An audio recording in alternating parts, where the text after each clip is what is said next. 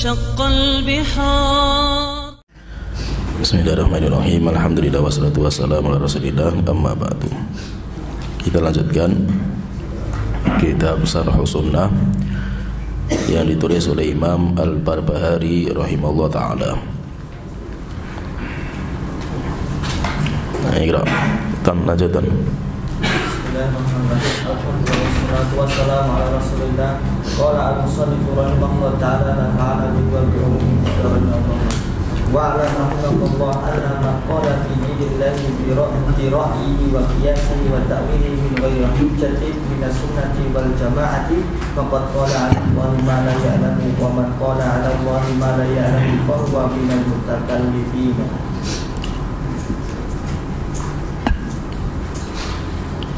Sampai situ, Pak. Terus wal haqqu ma ja'a min 'indillahi 'azza wa jalla wa sunnatu Rasulillah sallallahu alaihi wasallam wal jama'atu ma jama'a 'alaihi ashabu Rasulillah sallallahu alaihi wasallam ikhtilafati Abi Bakr wa Umar wa Uthman radhiyallahu ta'ala.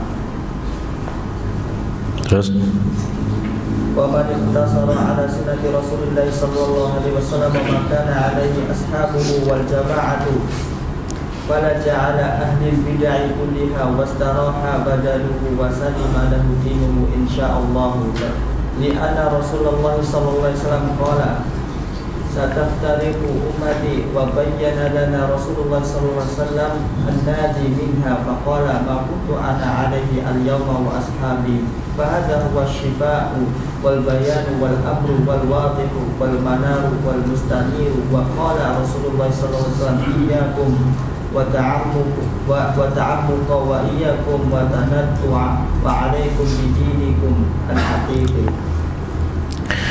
Qala malifu rahimahullah ta'ala wa alam rahimakallah, dan ketahuilah semoga Allah telah merahmati kamu, ana man qala fi dinillahi bi ra'yih, siapa yang mengatakan di dalam agama Allah dengan pendapat akalnya, wa qiyasihi atau analoginya, wa ta'wilihi dan dengan ta'wil itu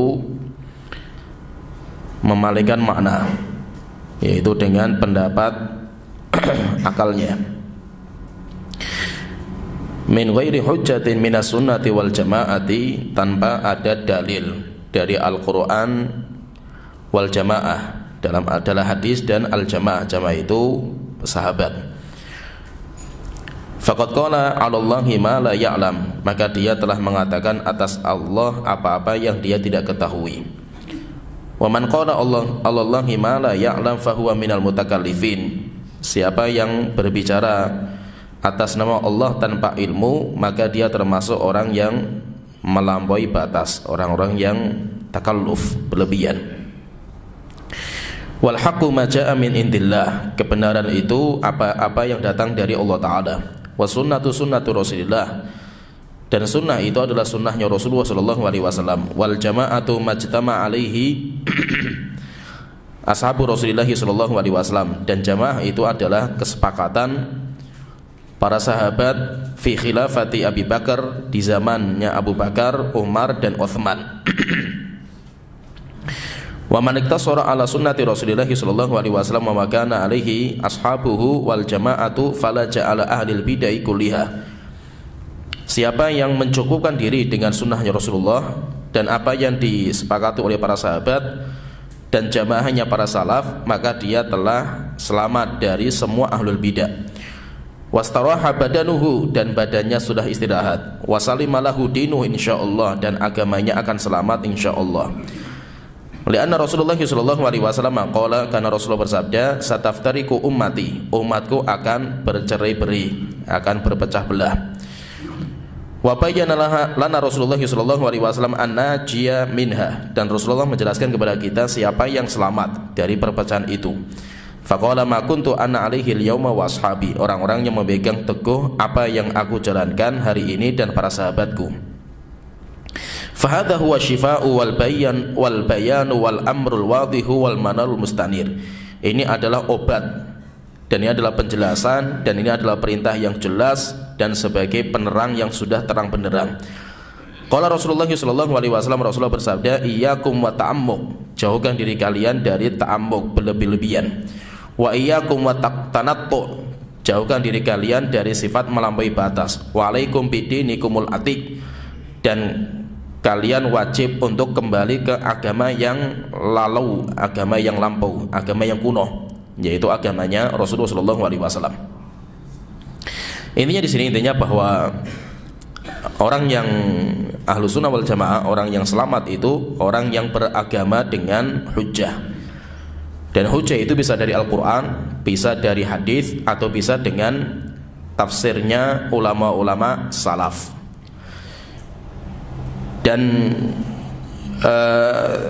tiga ini, jadi tiga perkara ini, Al-Quran, sunnah, kemudian pemahaman salaf, ini tiga kesatuan yang tidak bisa dipisahkan. Itu harus digabungkan. Tiga-tiga ini itu harus digabungkan. Al-Quran butuh hadis. Kenapa? Karena Al-Quran itu terlalu global. Al-Quran itu disifati dengan sifat hammalul wujuh, sebuah ayat yang global, bisa dibawa ke banyak penafsiran. Maka Al-Quran butuh hadis. Hadis juga banyak sekali. Terkadang satu hadis dengan hadis yang lain kontradiksi. Maka hadis juga butuh pemahaman salaf, pemahaman para sahabat, para tabi'in, orang-orang yang hidup zaman itu. Maka orang beragama tidak bisa kecuali dengan tiga perkara ini. Orang beragama dengan Al-Quran saja bisa menyimpang. Kenapa? Karena Al-Quran perlu ditafsirkan dari hadisnya Rasulullah SAW. Tidak bisa tanpa hadis. Itu para sahabat saja yang mereka orang Arab, Al-Quran diturunkan kepada mereka. Mereka saja terkadang bingung memahami tafsir sebuah ayat. Sampai akhirnya mereka datang ke Rasulullah, kemudian tanya sama Rasulullah. Akhirnya Rasulullah baru jelaskan, maksudnya itu ini. Berarti baru dijelaskan sama Rasulullah, baru faham mereka. Demikian juga terkadang penjelasan Rasulullah itu terkadang rancu juga. Kenapa? Karena Rasulullah itu terkadang antara hadis satu dengan hadis yang kedua itu terkadang kontradiksi, atau terkadang bingung cara menafsirkan. Akhirnya butuh sahabat, oh maksudnya itu ini, sehingga baru faham. Maka itu orang beriman itu harus beriman dengan apa yang dikehendaki oleh Allah dan Rasul. Cuma apa yang dikehendaki oleh Allah dan Rasul, kita itu pemahamannya harus benar. Bagaimana caranya supaya benar? Kita harus kembali kepada ulama-ulama salaf kita. Tapi untuk kembali kepada ulama salaf itu nggak mudah. Sehingga tidak mudah orang memvonis ini itu salaf, ini itu ahlu sunnah wal jamaah. Kenapa? Karena tidak mudah untuk sampai kepada ilmunya salaf itu nggak mudah. Kenapa? Karena antara kita dengan salaf itu jaraknya ribuan tahun. Sehingga untuk kembali kepada manhajus salaf itu nggak mudah. Maka itu banyak orang yang mendakwakan ini salaf, padahal itu bukan manhaj salaf. Kenapa? Karena menisbatkan kepada manhaj salaf itu nggak mudah. Kalau Al-Quran jelas, Al-Quran ada 30 juz, tidak mungkin lebih dari itu. Hadis Rasulullah banyak, Bukhari, Muslim, Tirmidzi, Nasai bisa. Tapi untuk kembali kepada pemahaman salaf, ayatnya ini maksudnya apa? Hadis ini maksudnya apa? Kembali ke manhaj salaf, itu sesuatu yang tidak mudah. Seperti istilahnya bahar la sahila lahu. Salaf itu bagikan lautan yang nggak bertepi. Sehingga untuk sampai ke sana kita nggak bisa langsung, kita harus kembali kepada pemahaman ulama kita. Nah itu kenapa kok ilmu itu harus bersambung. Ilmu itu harus bersambung. Tidak bisa kita gara-gara kita itu pinter, gara-gara kita itu bisa baca kitab, setelah itu kita itu bisa sesuatu, langsung kita itu menyelami samudra salaf. Nggak bisa. Kita harus kembali kepada pemahaman guru kita. Guru kita kembali ke pemahaman gurunya, gurunya kepada gurunya, gurunya kepada gurunya, sampai akhirnya kembali kepada salaf. Maka itu kalau orang belajarnya otodidak terputus, otodidak itu terputus, dia memahami sendiri dari kitab yang dia baca, maka kesalahannya lebih banyak daripada benarnya. Oleh itu kata Imam Syafi'i, beliau mengatakan man kana shaykhuhu kitabuhu, man kana shaykhuhu kitabuhu fa aktsaruhu fa khata'uhu aktsar min shawabihi. Siapa yang gurunya itu adalah kitabnya dia, maka salahnya lebih banyak daripada benarnya. Kita harus kembali kepada pemahaman guru kita. Nah itu kenapa kok kita itu belajar harus dengan guru. Karena kalau kita salah memahami, diingatkan ini salah, yang benar seperti ini. Sehingga pemahaman kita yang salah selama ini itu bisa dibenarkan sama guru kita. Nah itu intinya bahwa kita kembali ke salaf itu nggak mudah. Kembali ke salaf itu tidak mudah. Di sana ada sebuah jembatan panjang yang harus kita lalui. Orang kalau tidak punya perangkat untuk masuk ke salaf, kayak lautan gak bertepi, maka untuk masuk ke lautan gak bertepi itu latihan dulu. Misalkan kita mau mengarungi samudra yang tidak bertepi, bagaimana caranya? Ya caranya itu kita itu renang di kolam renang yang kecil dulu. Nanti kalau sudah pinter, mulai kolam renang yang besar. Nanti mulai lagi kolam renang yang lebih dalam. Mulai lagi nanti di pantainya dulu. Nanti mulai lagi naik mulai masuk ke dalam. Setelah itu kalau kita sudah kuat, baru kita mengarungi samudra. Lah yang aneh ini sekarang, kebanyakan yang aneh ini, orang menisbatkan ini manhaj salaf. Bahasa Arab nggak bisa, Al-Quran bacanya grudal gradul. Lah kita katakan manhaj salafnya manhaj siapa gitu loh. Akhirnya lama-lama apa? Ya saya itu salaf gitu loh. Nah ini ngawur sekali kan gitu loh. Anda itu manusia biasa, wong salaf saja. Ulama salaf kalau perorangan itu bisa benar bisa salah. Tapi kalau manhaj salafnya, yaitu kesepakatan salaf, itu tidak mungkin keliru. Nah, itu sering saya katakan ya, manhaj salaf itu sudah paten. Kebenaran manhaj salaf itu sudah tidak diragukan, bahwasanya kebenaran itu semuanya ada pada manhaj salaf. Itu sudah titik, tidak ada koma, dan sudah paten. Cuma orang untuk mengatakan ini tuh manhaj salaf, itu kan pemahaman Anda. Pemahaman Anda itu untuk meyakini ini loh manhaj salaf, keyakinan saya itu manhaj salaf seperti ini. Ini bisa dikritiki. Saya ketika mengkritiki antum yang memahami manhaj salaf, bukan saya itu mengkritiki salafnya, tapi saya mengkritiki antum yang memahami manhaj salaf. Bisa benar bisa salah antum itu. Ya, jadi maka itu apa? Ilmu akan berkembang. Ilmu itu akan berkembang. Mungkin selama ini kita meyakini itu sudah paten, seakan itu manhaj salaf. Siapa yang menyelisih itu dia ahlul bidah. Setelah kita peliti lebih dalam lagi, rupanya salaf saja khilafiyah dalam masalah itu. Dan itu nanti kita akan masuk fase seperti ini, itu kita harus masuk gitu. Sehingga wajar penuntut ilmu pertama itu biasanya keras, saklek, merasa dia paling benar, selain dia semuanya sesat, neraka jahanam. Dia akan melalui fase itu sudah pasti gitu. Tapi nanti kalau kita belajar, dia nanti akan bisa membedakan mana yang manhaj salaf dan mana yang itu masalah khilafiyah. Sehingga nanti ini butuh belajar memang. Tetapi apa? Kita beragama itu tidak bisa keluar dari tiga ini: Al-Quran, Sunnah, dengan pemahaman salaf.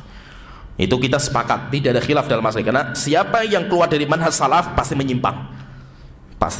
Sehingga kelompok-kelompok ahlul bidah itu salahnya mereka itu di mana? Bukan karena mereka itu nggak punya Al-Quran, bukan karena mereka itu nggak punya hadis. Masalahnya mereka itu karena mereka tidak punya salaf. Oleh itu ketika Abdullah bin Abbas debat sama Khawarij itu kan berkumpul di tempat namanya Harura. Abdullah bin Abbas bilang sama Ali bin Abi Thalib, tolong sholat duhurnya diakhirkan, yaitu di ibrod namanya, diakhirkan. Saya mau mendatangi Khawarij. Abdullah bin Abbas ketika mau datang, Ali bin Abi Thalib ketakutan. Jangan wahai Abdullah bin Abbas, enggak usah takut, saya akan datangi mereka. Akhirnya diskusi sama Abdullah bin Abbas diskusi sama mereka itu, sepertiga pasukan mereka taubat. Mereka debat kalah sama Abdullah bin Abbas. Akhirnya mereka itu rujuk sepertiga. 2/3 mereka masih tetap keras di dalam pemahaman takfirnya, pengkafiran Ali, sampai akhirnya terjadi peperangan besar namanya perang Nahrawan. Dan di antara hujah yang disampaikan Abdullah bin Abbas di situ, nanti banyak sekali hujahnya itu. Apa yang dikatakan oleh Abdullah bin Abbas? Kata beliau, kalian itu mengatakan bahwa kami itu adalah yang benar. Ditanya, mana sahabat yang ikut kalian? Mana sahabat gitu? Apakah ada sahabat yang ikut kalian? Sahabat yang itu muridnya Rasulullah SAW? Tidak ada. Tidak ada seorang pun sahabat yang ikut kalian gitu. Dan semua sahabat itu ikut kita semua gitu. Anehnya itu kalian mengatakan paling benar, tapi kalian tidak punya salaf. Salafnya kalian itu siapa gitu? Mana sahabat kalian? Apalagi sampai Rasulullah mana gitu? Ya, tidak ada satupun sahabat yang ikut kalian gitu. Menunjukkan apa? Menyimpangnya akidah kalian. Maka itu Abdullah bin Abbas itu menjadikan penyimpangan akidah waktu itu dengan cara apa? Tidak ada salafnya kalian. Salafnya itu apa? Sahabat. Kalian kan zaman tabi'in, masa itu mereka kan bukan sahabat, berarti di bawahnya sahabat. Mereka tabi'in, karena mereka nggak berjumpa dengan Rasulullah. Kecuali kalau mereka berjumpa sama Rasulullah, mereka bersambung sanadnya sama Rasulullah. Mereka nggak ketemu sama Rasulullah, berarti Khawarij itu mereka tabi'in. Kalau tabi'in loncat sampai ke Rasulullah, maka sanadnya terputus. Maka tidak mungkin mereka mengatakan, oh Islam itu seperti ini, Nabi Muhammad itu seperti ini. Kita katakan, mana salafnya kalian gitu. Maka Abdullah bin Abbas debatnya seperti itu, mana salafnya kalian? Kalian tidak punya salaf, kalian tidak punya sahabat. Sehingga bahwa tidak bisa kalian mengatakan bahwa kami itu Islam yang benar, nggak bisa, karena kalian nggak punya salaf. Nah itu bahwa kita beragama itu nggak bisa, kita itu lepas dari salaf. Kenapa? Karena cara memahami Al-Quran dan Sunnah yang benar harus dengan salaf. Tanpa itu nggak bisa. Maka itu Imam Ahmad bin Hanbal beliau mengatakan, dinun Nabi Muhammad akhbar, ni'mal matiyatu lil fata athar, la targhabanna 'anil hadithi wa ahlihi, wal aqlu laylun wal hadithu naharu, wala rubbama jahilal fata athrul huda wasyamsu bazighatun laha anwaru. Belum mengatakan dinun Nabi Muhammad akhbar. Agama Nabi Muhammad itu dibangun di atas kabar-kabar, kabar dari Al-Quran, kabar dari hadis. Nikmal matiyatu lil fata athar, sebaik-baik binatang tunggangan untuk sampai kepada khobarnya Allah dan Rasul, itu adalah athar, peninggalan para salaf. Maka orang yang beragama dan dia nggak punya salaf, maka berarti dia itu pasti akan menyimpang. Maka itu fahami ya di sini ya, kita beragama, kita kembali kepada Al-Quran dan Sunnah dengan pemahaman salaf. Cuma saya sering ingatkan, untuk kembali kepada pemahaman salaf itu nggak mudah. Tidak mudah gitu loh, karena kita masuk ke sebuah lautan yang gak bertepi, yaitu salaf itu pemahaman sahabat, pemahaman tabi'in, pemahaman tabi'ut tabi'in, itu kayak sebuah samudra yang gak bertepi. Maka untuk mengetahui manhajnya mereka, ya kita itu harus mengarungi samudra yang tidak bertepi. Maka kita butuh perangkat. Kalau Anda gak punya perangkat ini, yang terbaik Anda itu ikuti guru Anda. Nah, mengikuti guru itu namanya taklid. Mengikuti guru itu namanya taklid. Kita ngikuti guru dan kita nggak punya Al-Qur'annya, kita nggak punya hadisnya, kita nggak punya ucapan salafnya, itu namanya taklid. Kalau ditanya misalkan terus hukum taklid itu apa? Taklid itu hukum asalnya nggak boleh. Hukum asalnya tidak boleh, tapi terkadang menjadi wajib bagi siapa yang dia itu tidak punya perangkat untuk sampai ke pemahaman Al-Qur'an dan hadis. Kalau dia punya perangkat untuk sampai kepada Al-Quran dan hadis, maka dia boleh untuk istinbat langsung. Tidak boleh bagi dia untuk taklid. Tetapi kalau dia itu nggak punya perangkat, maka yang selamat ya dia itu taklid kepada gurunya, kepada ulamanya. Walaupun ulamanya ketika menjelaskan terkadang nggak pakai dalil. Kenapa? Karena kitanya belum siap untuk disampaikan dalilnya. Bukan berarti ulama itu nggak punya dalil. Ulama punya dalil, tapi mungkin untuk tingkatan kita belum layak untuk disampaikan karena kita belum mampu. Nah itu fahami ya di sini, terkadang bagi orang-orang yang tidak punya perangkat untuk sampai kepada Al-Quran dan hadis, tunggangannya itu nggak ada. Nah itu Imam Ahmad kan mengatakan nikmal matiyatu lil fata athar, sebaik-baik binatang tunggangan untuk sampai kepada Al-Quran dan hadis itu adalah asarnya peninggalan salaf. Nah masalahnya itu antum itu nggak punya tunggangannya, nggak ada gitu loh. Antum pengen langsung ke Al-Quran dan hadis nggak bisa gitu loh, nggak bisa, harus kembali kepada ulama-ulama kita. Nah itu yang paling selamat ya kita itu belajar sama ulama. Belajar sama ulama. Antum tidak bisa untuk mengarungi samudra ilmu langsung, nggak bisa. Dan banyak nanti orang yang menyimpang bukan karena dia itu nggak punya kitab. Banyak orang yang menyimpang itu karena dia itu punya kitab, cuma keliru memahami. Karena keliru memahami, karena pemahaman itu nggak mudah. Apalagi dengan orang Indonesia, banyak bahasa-bahasa Indonesia itu yang rancu dan kacau. Sehingga terkadang kalau kita itu membaca buku, karena memang bahasa rancunya itu, akhirnya kita itu memahaminya keliru. Nah itu kita belajar sama guru saja ya. Dinamakan dengan fakul ibarah. Fakul ibarah itu kita baca buku, gurunya cuma menjelaskan makna buku ini. Ini artinya ini, maknanya ini. Ini saja, selesai kajian, diskusi mereka, dua orang diskusi, yang satu pemahamannya A, yang satu pemahamannya B. Padahal gurunya satu. Gurunya satu saja itu muridnya bisa macam-macam perbedaannya itu, pemahamannya bisa macam-macam itu. Apalagi kalau nggak punya guru, nanti seorang bisa seenak dia sendiri itu memahami sendiri masing-masing itu, dan itu yang kacau. Itu kacau. Maka itu bagi orang awam tidak bisa dia kembali kepada Al-Quran dan Sunnah. Al-Quran dan Sunnah apanya? Bahasa Arab nggak bisa gitu loh. Baca Quran saja gurudal-gurudal, mau kembali kepada Al-Quran dan Sunnah. Al-Quran dan Sunnah siapa kan gitu loh. Al-Quran dan Sunnah itu semuanya bahasa Arab, bukan bahasa Indonesia gitu loh. Sehingga apa? Kalau dia punya perangkat silahkan, dia punya binatang tunggangan untuk sampai kepada Al-Quran dan Sunnah silahkan.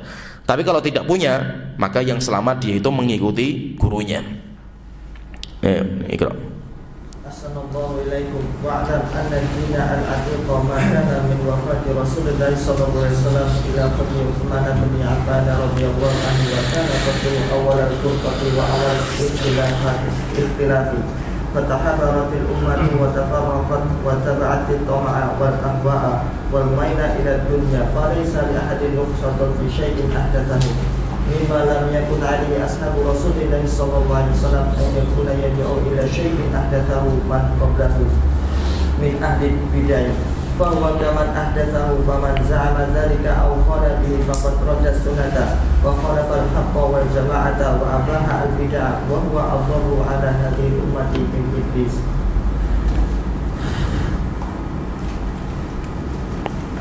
Sampai situ?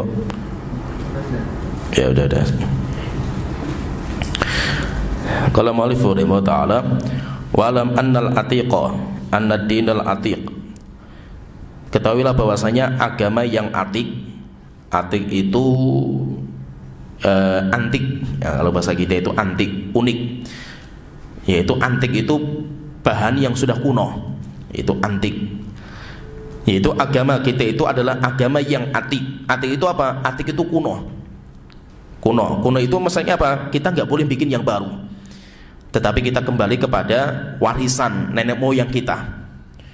Dan ini warisan bukan hanya warisan nenek moyang kita yang durasinya atau jarak dengan kita 100 tahun, 200 tahun, tidak, 1000 tahun yang lalu. Agama itu antik. Antiknya itu karena itu sudah kuno. Yaitu kayak barang kuno yang dari zaman dulu sampai sekarang masih terwariskan. Itu namanya ad-dinil atik. Yaitu agama yang atik, yang kuno. Wa'lam annal atik anna dinal atik. Ketahui bahwasanya agama yang atik maka min wafati Rasulullah sallallahu alaihi wasallam ila qatli Uthman bin Affan. Yaitu agama sejak dimulai dengan wafatnya Rasulullah sampai terbunuhnya Uthman. Itu namanya atik, yaitu unik, yaitu antik. Kenapa? Karena itu zaman kuno semua. Yaitu zamannya Rasulullah, zaman Abu Bakar, zaman Umar, kemudian zaman Uthman. Zaman Uthman itu sudah itu sepakat, nggak ada perbedaan dalam masalah keyakinan. Ada nggak perbedaan zaman itu dalam masalah-masalah pemahaman? Ada. Zaman Rasulullah masih hidup pun pemahaman berbeda-beda. Apalagi Rasulullah sudah meninggal dunia, sehingga para sahabat saling diskusi di antara mereka ilmiah. Tetapi mereka faham bahwa diskusinya mereka itu dalam masalah yang dibolehkan untuk berdiskusi. Sedangkan masalah-masalah yang tidak ada pintu untuk diskusi karena sudah disepakati, maka mereka semuanya diam. Maka itu zamannya Rasulullah ada nggak perbedaan pendapat dalam masalah agama? Ada. Tapi perbedaan dalam masalah pemahaman, bukan perbedaan dalam masalah keyakinan. Tapi dalam memahami ayat, memahami hadis ada. Zaman Rasulullah itu terjadi banyak perbedaan. Para sahabat ada terjadi perbedaan. Zamannya Rasulullah masih hidup Rasulullah itu. Rasulullah masih hidup, para sahabat mulai ada perbedaan. Terus bagaimana sikap Rasulullah? Rasulullah membiarkan dan mendiamkan. Ada seorang sahabat yang baca Qurannya dengan model A, kemudian sahabat yang lain modelnya B, sampai ribut. Datang ke Rasulullah mengatakan, coba kamu baca. Rasulullah mengatakan, kamu benar. Terus kamu yang kedua baca, benar juga. Maka Rasulullah mengatakan, kilakuma muhsin fala takhtalifa. Kalian semuanya benar. Kalian semua, walaupun beda. Rasulullah tidak menghilangkan perbedaan. Rasulullah mengakui perbedaan. Tapi Rasulullah mengatakan wala takhtalifa, tapi jangan ribut setelah ini. Keributan itu yang tidak dibolehkan. Tapi kalau perbedaan ilmiah dan kita diskusi, akhirnya ilmu terbuka, itu dianjurkan untuk diskusi dalam masalah-masalah ilmiah. Nah itu para sahabat mereka diskusi. Sahabat itu mereka diskusi. Walaupun terkadang ketika ada Rasulullah membiarkan, atau terkadang Rasulullah membenarkan ini yang benar, ini yang salah. Terkadang seperti itu Rasulullah meninggal dunia zaman Abu Bakar. Apakah nggak ada perbedaan zaman Abu Bakar? Banyak perbedaan. Sampai antara Abu Bakar dan Umar pun terjadi khilaf juga. Sampai ramai khilafnya itu. Gara-gara masalah memerangi orang-orang yang tidak mau bayar zakat. Mereka perangi nggak gitu? Abu Bakar pendapatnya tegas, saya perangi semua. Wallahi la uqatilanna man farraqa baina sholati waz zakah. Demi Allah akan saya perangi orang-orang yang membedakan antara sholat dan zakat. Kemudian beliau mengatakan karena zakat itu haknya mal, haknya harta. Setelah itu Abu Bakar mengatakan lau mana'uni inaqan, jika seandainya mereka kabilah-kabilah tidak mau bayar zakat walaupun cuma sekedar cempe yang dulu mereka tunaikan ketika Rasul masih hidup, la qataltuhum ala man'i, akan saya perangi mereka gara-gara mereka tidak mau bayar zakat. Umar bin Khattab pendapatnya beda. Umar bin Khattab mengatakan, wahai Abu Bakar, kondisinya nggak seperti itu, wahai Abu Bakar. Kondisinya kita berbeda, kita lemah. Maka yang terbaik kita taklif mereka gitu. Yaitu kita itu dekati mereka, kita intinya itu kita pendekatan kepada mereka. Maka Abu Bakar marah waktu itu, wahai Umar, apakah dulu engkau yang terkenal keras dan kasar, sekarang ini kamu yaitu kamu kelihatan seperti orang penakut seperti ini, wahai Umar. Akhirnya Umar kalah setelah itu, dalam diskusi kalah. Dan juga apa? Terjadi perbedaan, ada beda, walaupun saling angkat suara terjadi terkadang itu. Tetapi apa? Hebatnya mereka itu, mereka tidak pernah mengorbankan persaudaraan gara-gara perbedaan pendapat itu.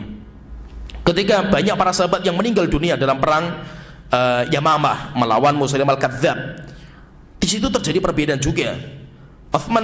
Umar bin Khattab mendapatkan banyak masukan bahwa para sahabat penghafal Quran sudah banyak yang meninggal dunia. Bagaimana kalau seandainya Al-Quran dibukukan? Disampaikanlah pendapat ini kepada Abu Bakar. Abu Bakar, Masya Allah, saya berlindung kepada Allah Ta'ala dari mengamalkan apa yang tidak pernah diamalkan sama Rasulullah SAW. Bagaimana saya bisa mengamalkan amalan yang Rasulullah nggak pernah mengamalkan? Akhirnya dilobi, wahai Abu Bakar, kondisinya beda dengan zamannya Rasulullah gitu. Ini para sahabat sudah banyak meninggal dunia, para penghafal Quran. Kalau mereka meninggal dunia, nanti Al-Quran akan hilang. Abu Bakar tetap tidak mau, terus terjadi perdebatan, diskusi, sampai akhirnya Abu Bakar tunduk mengikuti pendapatnya Umar. Setelah itu milih siapa yang akan menjadi tim untuk membuka itu, maka dipilihlah Zaid bin Thabit. Datang kepada Zaid bin Thabit Abu Bakar, ngelobi, bagaimana kalau seandainya engkau yang mengumpulkan Al-Quran? Zaid bin Thabit sama juga, Allahu Akbar, saya tidak akan berani mengamalkan sesuatu yang tidak pernah diamalkan sama Rasulullah. Sampai beliau mengatakan, jika seandainya laukal lafuni binaqlil jibal, kalau seandainya orang-orang itu memaksa saya untuk memindahkan gunung ini, akan saya pindahkan satu batu per batu. Tapi kalau saya diperintahkan untuk membuka Al-Quran, saya tidak mau, karena tidak pernah diamalkan zamannya Rasulullah SAW. Dilobi lagi, diskusi lagi, sampai akhirnya Zaid bin Thabit akhirnya juga setuju. Berarti menunjukkan apa? Perbedaan pendapat itu ada. Perbedaan pendapat itu muncul. Sampai akhirnya ada juga perbedaan pendapat itu yang sempat ngamuk Abu Bakar gara-gara itu juga, sampai menunjukkan tentang hebatnya Abu Bakar menjadi seorang pemimpin. Kenapa? Karena pandangannya itu, ya pandangannya kuat sekali dia itu. Yaitu ketika Rasulullah itu sebelum meninggal dunia, Rasulullah itu mengutus utusan perang dipimpin sama Usamah bin Zaid. Untuk melawan Romawi. Pasukan perang yang besar, jumlahnya besar sekali ini pasukan ini. Di tengah jalan sampai di Tabuk, yaitu di perjalanan lah, di tengah perjalanan itu Nabi Muhammad SAW meninggal dunia. Rasulullah meninggal dunia dalam kondisi Madinah tidak ada pasukan perang, karena pasukan perang dikirim sama Rasulullah. Di tengah jalan meninggal dunia Rasulullah itu. Kondisi yang berat lagi, sekeliling Madinah kabilah-kabilah Arab murtad dari agama. Banyak nabi palsu yang bermunculan, sampai ada 4 nabi palsu bermunculan zaman itu, dan mereka siap untuk menghancurkan Madinah. Demikian juga orang-orang kabilah, mereka tidak mau bayar zakat. Kondisi genting, gak main-main ini. Akhirnya Abu Bakar dilobi sama Umar bin Khattab dan para sahabat yang lain. Wahai Abu Bakar, kondisi sudah seperti ini kita ini, apakah kamu masih meneruskan misi pasukan perang yang dikirim sama Rasulullah SAW dalam kondisi kita seperti ini? Bagaimana wahai Abu Bakar kalau seandainya engkau tarik pasukan itu untuk kembali lagi ke Madinah, karena kondisi genting. Kalau seandainya orang-orang yang murtad dari agama ngepung Madinah, habis Madinah ini. Abu Bakar mengatakan, wahai Umar, jika seandainya datang anjing-anjing masuk ke kota Madinah, sampai anjing-anjing ini mencakar kaki-kaki istrinya Rasulullah SAW, tidak akan saya tarik bendera perang yang sudah dikibarkan sama Rasulullah SAW. Akan terus saya kirim. Akhirnya apa? Terjadi perdebatan sampai banyak yang mendesak Abu Bakar, wahai Abu Bakar, tolong ini ditarik, kondisinya nggak memungkinkan gitu. Pelewatan enggak, tetap akan saya kirim. Sehingga apa? Terjadilah perdebatan sampai akhirnya pasukan perang yang dikirim sama Usamah bin Zaid membawa kemenangan besar. Setelah itu ketika pulang, kabilah-kabilah yang murtad dari agama ini semuanya ketakutan. akhirnya mereka kembali ke Islam. Kabilah-kabilah yang tidak membayar zakat, ketakutan juga, akhirnya mereka membayar zakat. Sampai Abu Hurairah mengatakan, jika seandainya bukan Abu Bakar yang dia akan menjadi khalifah setelah Rasulullah meninggal dunia, mungkin Allah nggak disembah lagi di muka bumi ini. Menunjukkan apa? Perbedaan itu ada. Perbedaan itu ada. Maka yang terbaik itu apa? Cara menyikapi perbedaan.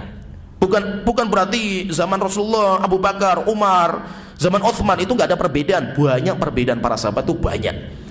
Tetapi hebatnya mereka tahu ini masalah yang boleh didiskusikan, yaitu diskusikan. Kenapa? Karena pintu ijtihad terbuka lebar. Ini masalah yang sudah tertutup, tidak ada lagi diskusi.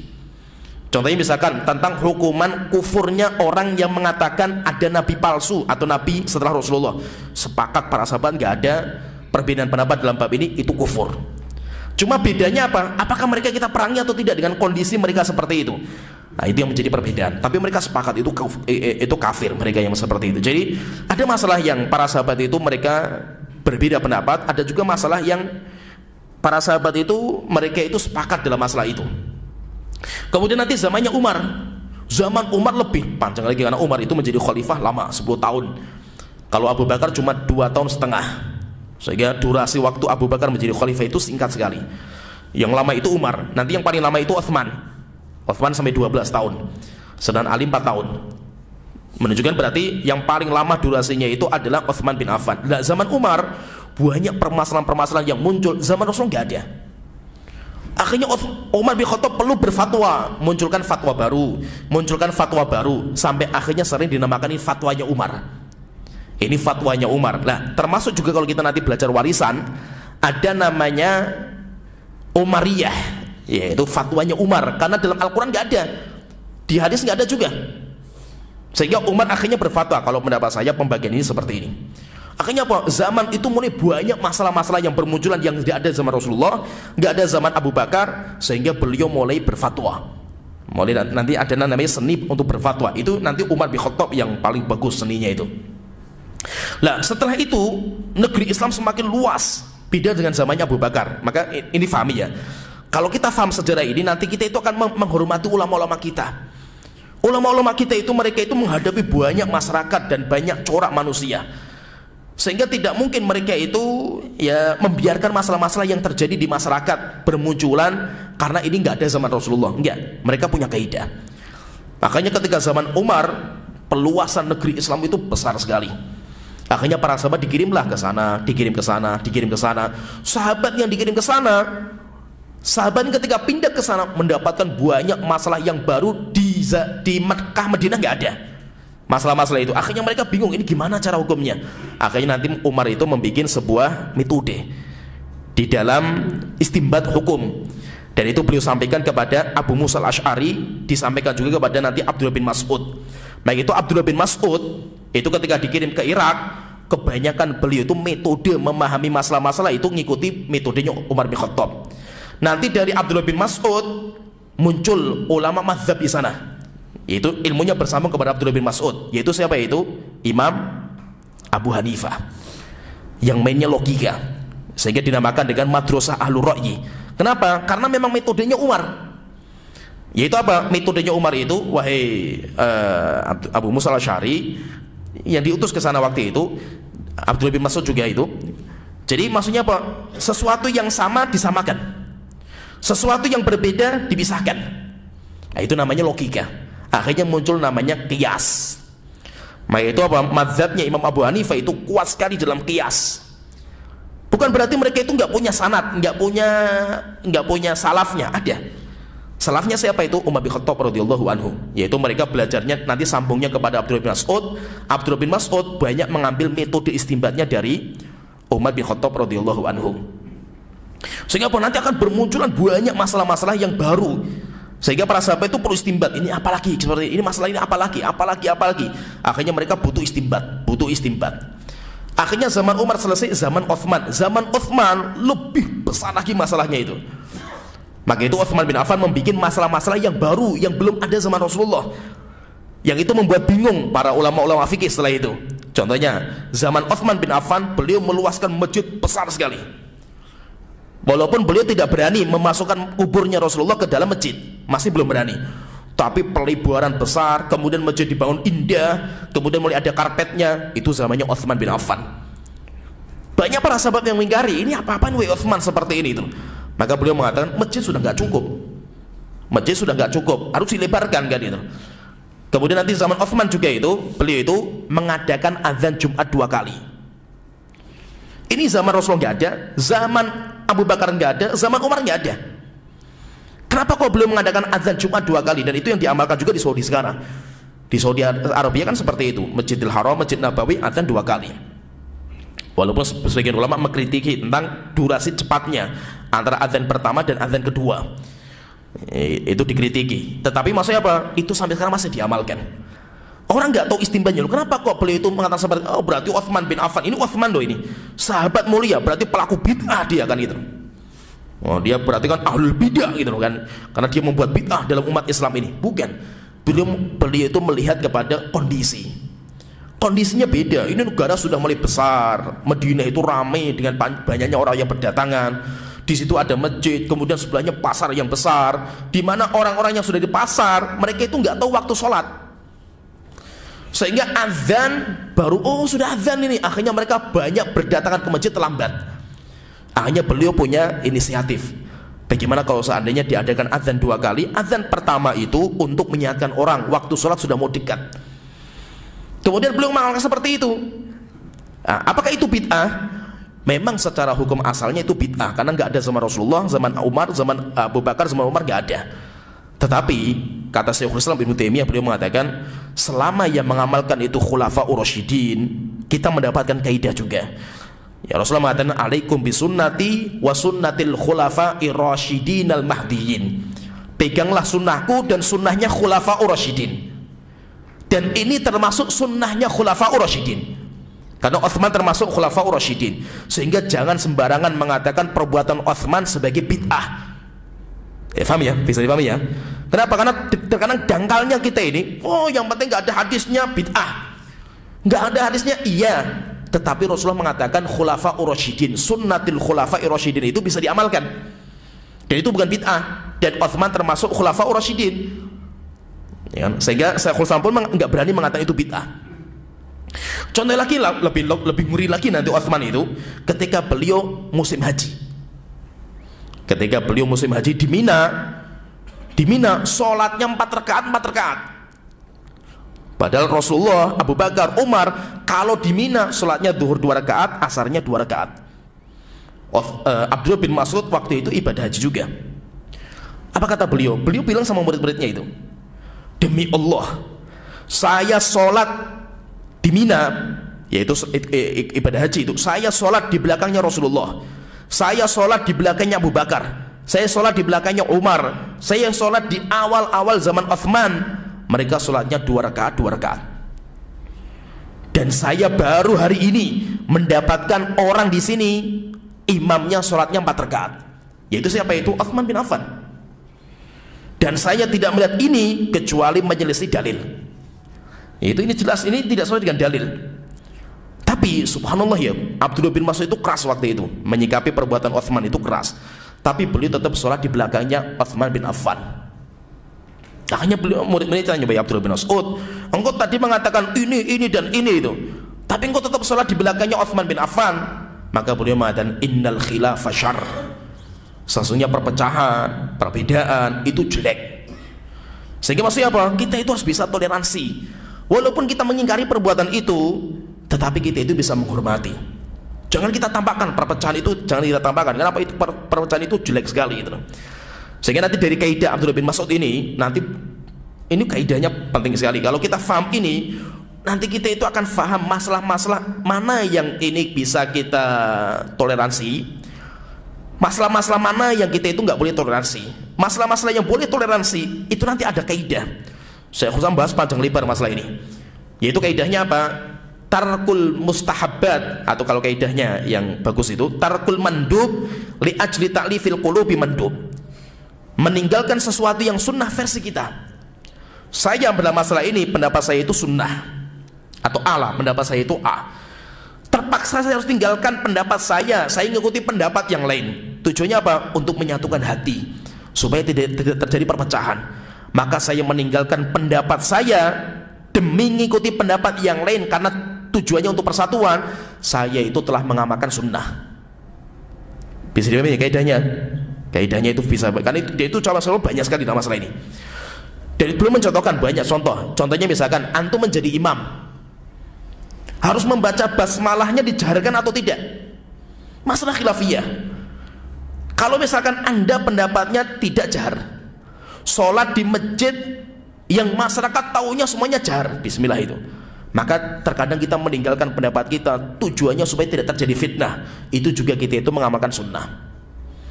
Contohnya lagi, misalkan beliau mencontohkan juga tentang sholat witir. Sholat witir itu yang terbaik 3 rakaat 1 salam, atau 2 rakaat 1 rakaat 2 rakaat salam 1 rakaat salam. Masalah khilafiyah. Masalah khilafiyah. Ada yang mengatakan harus 3 rakaat, ada yang mengatakan 2 rakaat salam 1 rakaat salam, ada yang mengatakan semuanya boleh. Nah sekarang masalahnya itu kalau kita sholat, imam kita itu pendapatnya beda sama saya. Bagaimana sikap kita? Kita ngikuti imam. Nah kalau kita sebagai imam, maka sebagai imam juga harus faqih. Faqih itu maksudnya apa? Jangan sampai saya paksakan mengamalkan pendapat saya, terjadi perpecahan. Harus kita tinggalkan pendapat kita, itu harus kita tinggalkan supaya tidak terjadi perpecahan. Demikian juga masalah kunut, banyak sekali itu. Itu nanti saya menyebutkan juga masalah kunut juga. Dan itu contoh banyak sekali. Maka itu fahami di sini, fahami. Walaupun kita itu berbeda pendapat dengan imam, tetap itu perbedaan. Perbedaan pendapat nggak bisa kita hapus. Perbedaan pendapat ada, cuma yang menjadi PR kita itu bagaimana cara menyikapi. Cara menyikapi. Terkadang kita harus tinggalkan pendapat kita demi persatuan. Abdullah bin Mas'ud mengatakan innal khilafa syarr. Sesungguhnya perbedaan itu jelek. Sehingga tetap saya sholat di belakangnya beliau, Utsman bin Affan. Dan apa kata beliau? Dan saya berharap mudah-mudahan 4 rakaat yang saya jalankan seperti 2 rakaat yang saya jalankan di belakangnya Rasulullah, Abu Bakar dan Umar, maqbulatain, 2 rakaat yang diterima sama Allah Ta'ala. Yaitu apa? Walaupun saya menganggap ini bid'ah, tetapi apa? Karena yang mengamalkan itu Utsman, dan beliau itu punya alasan. Ketika ditanya, "Wahai Utsman, kenapa kok anda sholat seperti ini?" Beliau punya alasan. Apa kata beliau itu? Karena saya melihat zaman sekarang orang haji itu banyak sekali berdatangan dari penjuru-penjuru yang banyak, dan saya takut orang-orang ini cuma datang ketika musim haji saja. Mereka pulang nggak pernah belajar agama lagi gitu. Saya takut nanti orang-orang ini datang dari kabilah-kabilah yang jauh-jauh, datang melaksanakan ibadah haji, setelah itu nanti pulang. Oh, sekarang sholat duhur itu cuma 2 rakaat. Oh, mengatakan sholat asar, saya sholat asar di Mekah itu cuma 2 rakaat itu. Berarti sholat duhur asar sudah diganti dengan 2 rakaat. Saya takut nanti orang mengatakan seperti, akhirnya apa? Saya genapkan menjadi 4 rakaat, saya genapkan menjadi 4 rakaat. Terkadang fahami juga ya, ini fahami ya. Maka itu, dan ini penting sekali ini, fahami ya. Kita kalau melihat perbuatan seorang yang alim, ada seorang yang berilmu, dia mengamalkan sebuah perbuatan yang versi kita ini gak bener ini, maka fahami bahwasanya kita itu harus husnudzon kepada orang yang berilmu. Pasti dia punya alasan. Tidak mungkin dia itu sengaja menyelisih kebenaran, gak mungkin. Apalagi dia itu orang yang berilmu.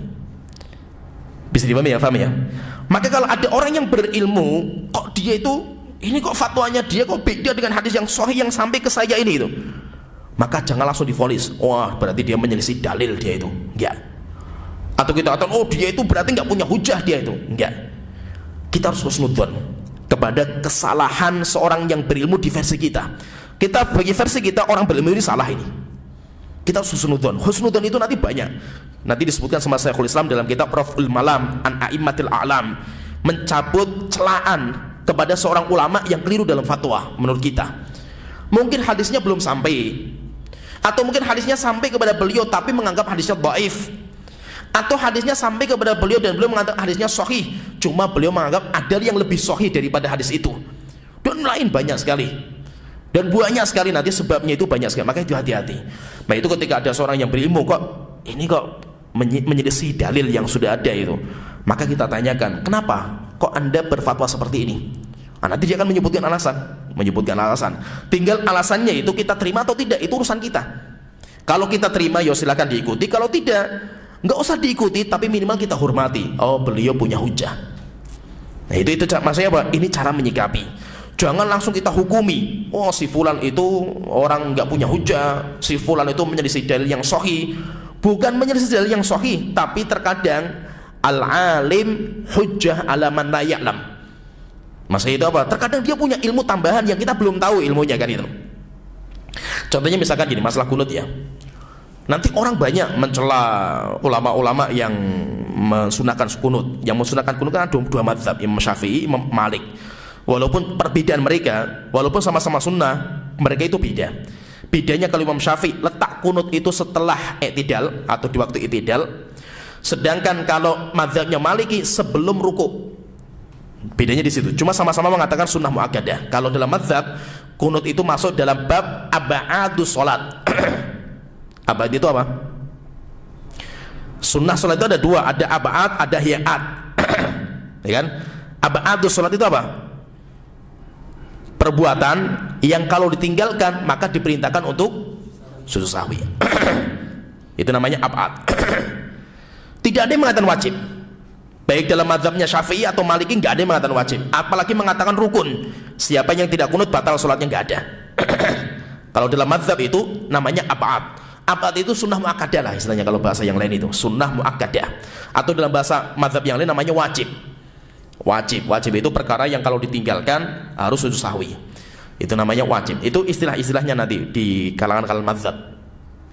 Lah nanti banyak orang berdalil bahwasanya kan jelas ada seorang sahabat yang mengatakan bid'ah ketika ditanya masalah kunut subuh itu.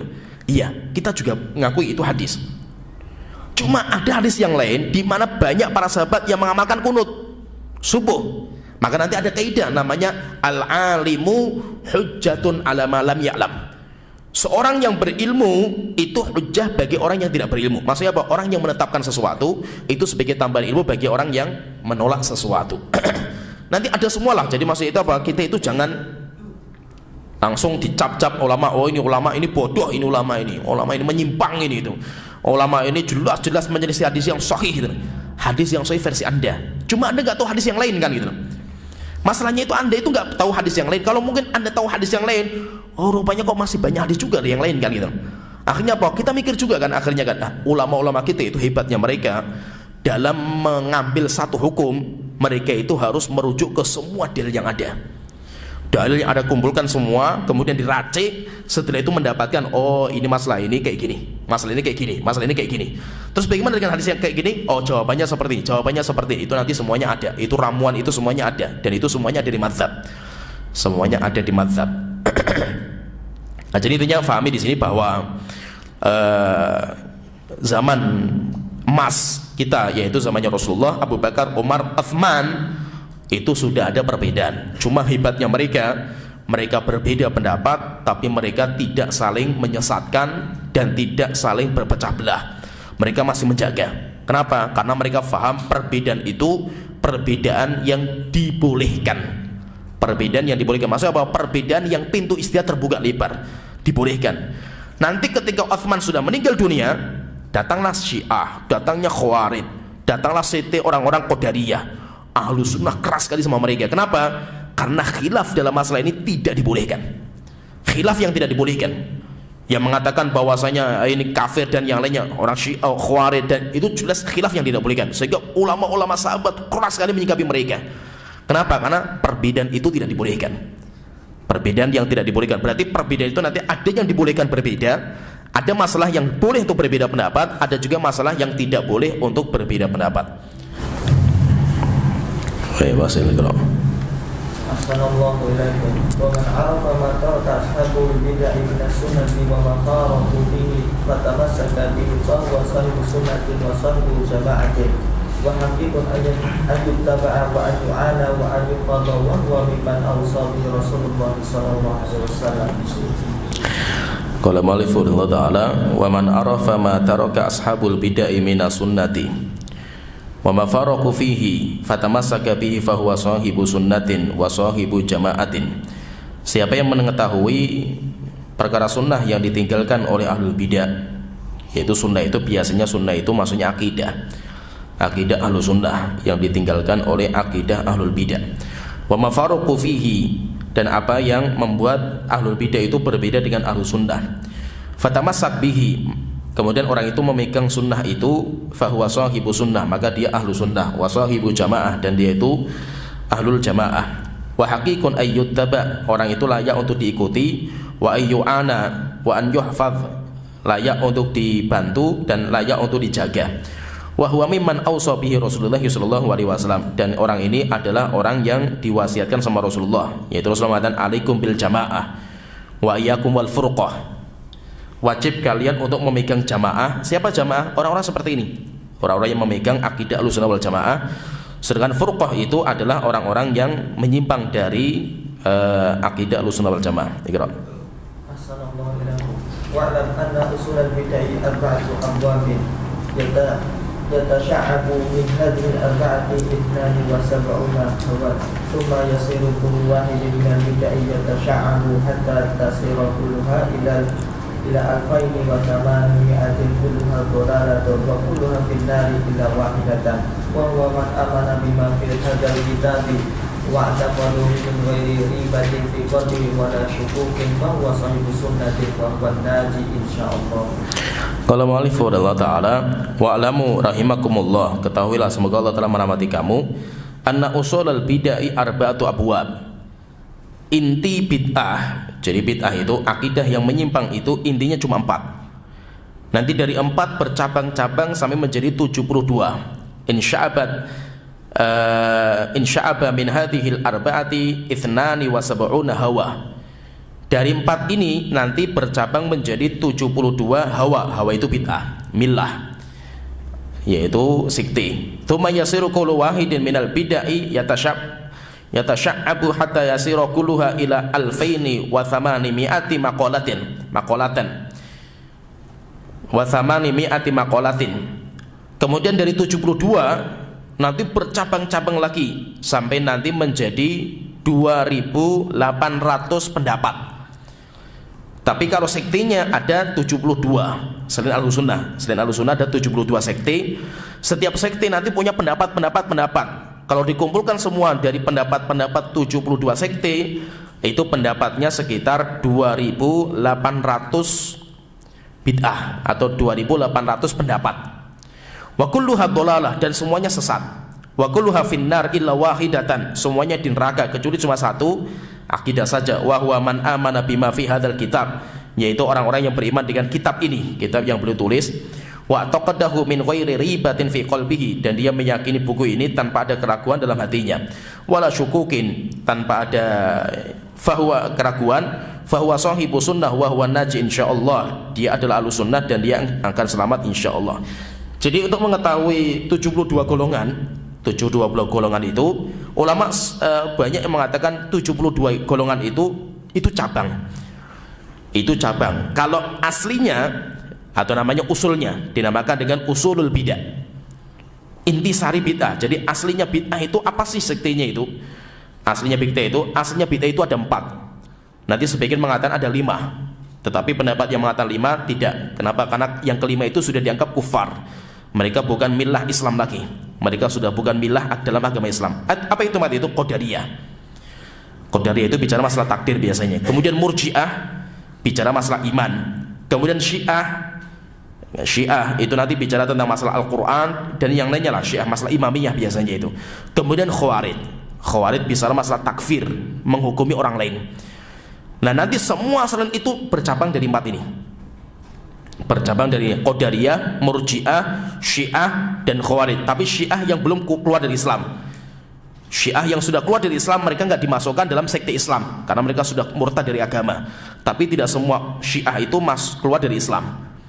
Dan nanti ada yang menambahkan lagi, dari 4 itu ada yang menambahkan 5 usulnya itu. Yaitu siapa itu? Yaitu orang-orang Jahmiyah. Tapi Jahmiyah, kata para ulama mengatakan Jahmiyah sudah bukan sekte Islam karena mereka sudah dikafirkan. Bahkan dikafirkan oleh 600 ulama. 600 ulama itu sudah mengkafirkan mereka. Jahmiyah itu kafir. Sehingga Jahmiyah akhirnya tidak dimasukkan dalam sekte Islam. Tapi sekte Islam itu ada 4. Sekte Islam itu ada 4, Murji'ah, kemudian Qadariyah, Syiah, Khawarij. Nanti dari situ nanti akan bercabang-cabang lagi. Bercabang-cabang lagi menjadi 72 sekte. Jadi nanti itu semuanya nanti kalau pengen tahu Khawarij terpecah menjadi berapa, Qadariyah terpecah menjadi berapa, itu nanti ada di kitab Talbis Iblis atau di kitab-kitab yang biasa membahas masalah firaq seperti Al-Farqu Bainal Firaq atau kitab Maqalatul Islamiyyin. Itu banyak nanti kitab-kitab membahas masalah firqah. Nanti dari 72 golongan itu nanti setiap golongan punya sekte itu punya pendapat banyak sekali. Pendapatnya banyak yang bid'ah itu, yang menyimpang itu. Maka nanti kalau dikumpulkan 2.800 pendapat. 2.800 pendapat yang menyimpang dari akidah Ahlussunnah wal Jamaah. Berarti jumlahnya banyak sekali. Nah, dan itu semuanya kesesatan. Ya, sampai sini pembahasan kita. Nanti kita lanjut di pertemuan berikutnya. Wa akhiru da'wana alhamdulillahi rabbil alamin sallallahu alaihi wa ala alihi washabihi ajmain.